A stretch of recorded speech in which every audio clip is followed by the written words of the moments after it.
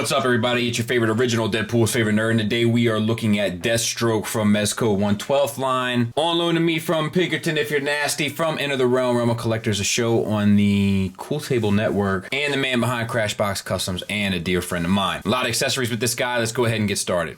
2 fist hands, left and right. 1 trigger finger hand on the right, 1 holding hand for the left, and the opening footage that you saw had a holding hand on the right and a sword angling hand or relaxed pose hand, depending on how you wanted to swing it, on the left. He comes with a scabbard attached to this piece, which goes, and sits across his body, which we'll look at towards the end of the video. And then this is actually on a swivel, so you can, or at least like you should be. No, maybe you can't, because it's square, so you can't. I'm not crazy about that. I just assumed they would have done that. I got a little paint smudge down there. I'm not sure if that's on purpose or not. It seems like it could be, but it also seems like only one random paint smudge, so it doesn't seem appropriate at the same time. Do you know what I mean? And then I got a black paint around the bands there, black buttons, and then some nice detailing work on the pouches, which looks really good. The sword itself, we got a metallic silver paint. We got an orange paint job on the hilt. And then this can slide easily into the scabbard. I was hoping that this hand was for like an angled sword position, but it doesn't seem to hold it, so disregard that statement. But the gripping hand will hold it just fine. We got this weapon here. It's a black plastic with a silver dry brush, a little heavy-handed at times perhaps, and orange paint applied to the details. It looks quite nice. Trigger finger hand holds it just fine.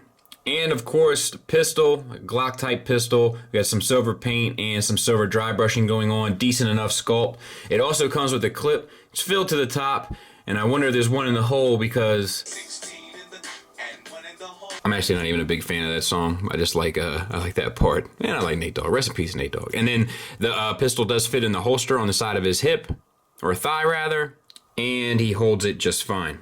He also comes with a maskless head, which looks great. Nice shading on the face itself, great sculpt. The eye is painted. The goatee, or like it is a goatee, isn't it, technically? Yeah, that's painted. And the hair is dry brushed with a white on gray paint. The eye patch, the wrinkles in the eyes and in the forehead really gives him that like weathered, kind of experienced fighter look. And he's got a little bit of a 5 o'clock shadow coming in. So really, really, really well done. Of course, he comes with the Mezco base. Nice approach here for the Deathstroke symbol, like the mask on the bottom. I dig that a lot. You can use the peg on the foot, or you can replace the peg with this armature that swivels, hinges, swivels, and clamps. Okay, so here he is. I will say, proportion-wise, the legs seem a little stumpy to me. Like, it looks better in my viewfinder than it does in hand. It just seems like the torso is maybe too short, and the legs are maybe too short also. I don't know. Something seems off proportion-wise about this to me at first look. So let's talk about it though. So the head, I love this helmet, so to speak. It's really nicely done. We got a black dry brushing on the orange. It gives it a very weathered, kind of extremely weathered look. It ends up looking really good. That's a bold move too to go with the black. I like that. And then the silver paint chipped off. The eye is painted red around black paint. Looks good. And then we have this black base chin strap down at the bottom. Works well. As you can see, it's on a double ball peg at the head. And then it feels like the neck is on a double ball peg into the body. And since it's all covered up with armor and soft goods, it's really well done. So articulation wise, because of this chin strap thing here, this protective piece, he gets down to there, up to there, which is nice. The swivel, confused dog look, etc. So it works fairly well, all things considered. Shoulders feel like ball hinges, or disc hinges rather, into a ball peg, because you do get a little bit of a butterfly movement forward and not much back.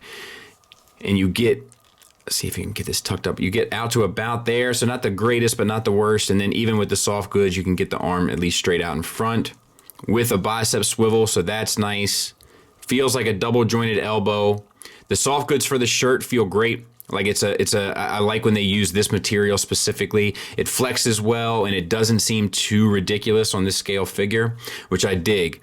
Now for the shoulder armor, we got the blue with a heavy-handed silver dry brush, but it doesn't look bad. The strap is all sculpted, painted. This piece is glued on, and it looks like they painted the orange, which may not have been the best way to go about it here. It may have been best to keep this orange plastic and paint the rest on. Orange is a hard one to do. However, at the same time, it ends up looking kind of dirty, so I guess it works. It's not perfect. And then for the wrist guards here, or the forearm guards, they look good. It's a blue base, and then it's an orange base, and the blue is painted on, which is the way to do it. And then it's dry brush with the silver, at times a bit heavy-handed.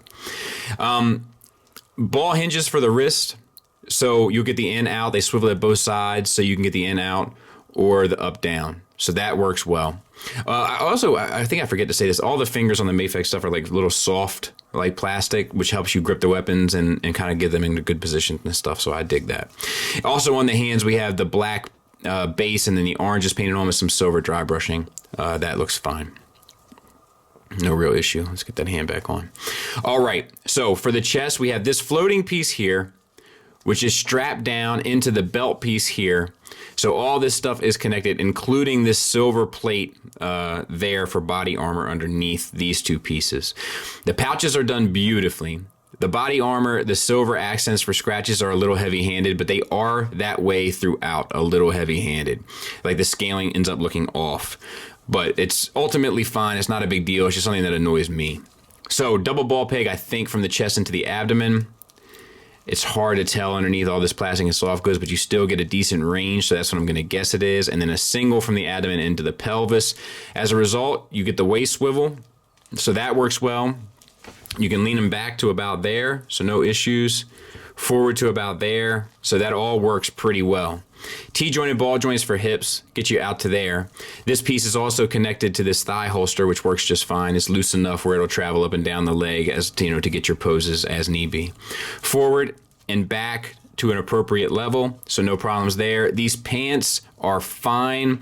This material, it works better when they do it in black. It also, you can't really get the belt to sit between the two pieces, so it always kind of looks like he's wearing a onesie from the back, but from the front where it actually matters, it's no big deal. Thigh swivel, it feels like at a separate cut joint, yeah. So that's fine. Double jointed knee, you get the full use of it, even with the soft goods, gets you past 90 degrees, so that's fine.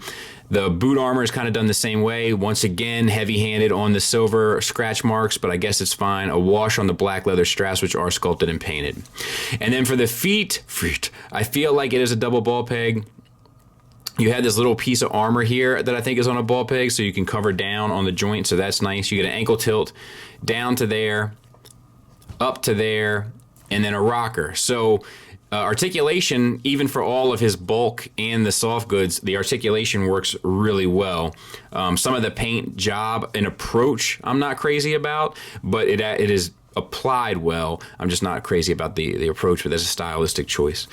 The rest of it works fairly well. It's really just if you can get past the proportions and the soft goods and the paint. I don't have any Mezco figures, but there he is next to a Marvel Legend, Captain America, so fairly consistent with the Mezco line. Negatives, I don't really have a whole lot, honestly. I think that the proportions are a little off. That's my take on it. If they work for you, then cool. I also feel like they were a little heavy-handed on the scratches. Like, it looks like he was, like, taking licks from, like, a giant sword. Or sword, rather. Like, I'm talking about the He-Man's unit, you know what I mean? And then, I can't stand how the belt in the back doesn't cover up and it looks like he's wearing a onesie, but you'll never see it, so that may not be totally fair to hold against him.